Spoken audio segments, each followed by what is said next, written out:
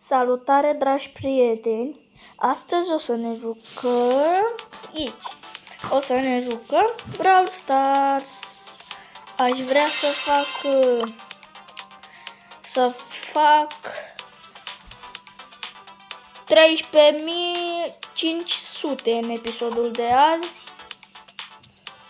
Și mai aveam puțin, dar am pierdut astea. Mai îmi trebuie 9 de-astea ca să termin tot. Și mai trebuie să joc 2 meciuri și mi-l dă pe Chester.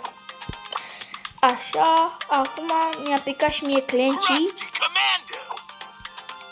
Așa că o să joc cu Amber pe Solo Showdown.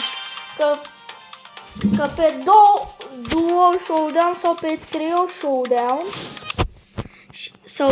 Showdown trebuie să aștepți după ceilalți. Și uitați-mă și pe mine.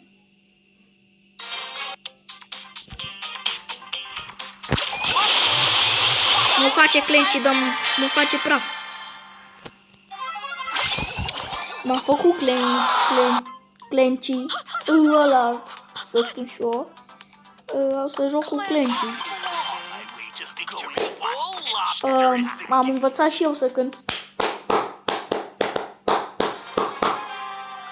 Ați văzut? Ia. Pe nubi. E nubi. Eu am de-asta de diamant și fac praf. Dacă știți, îi fac praf.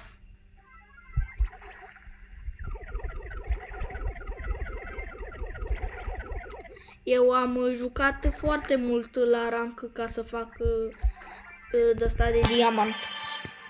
Am jucat foarte mult să fac ăsta de diamant.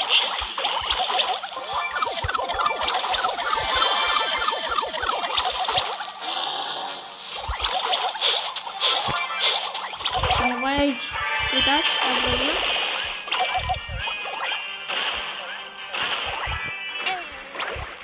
Ca bom? Nu face. Nu face. 42 HP. 42 de HP, frate.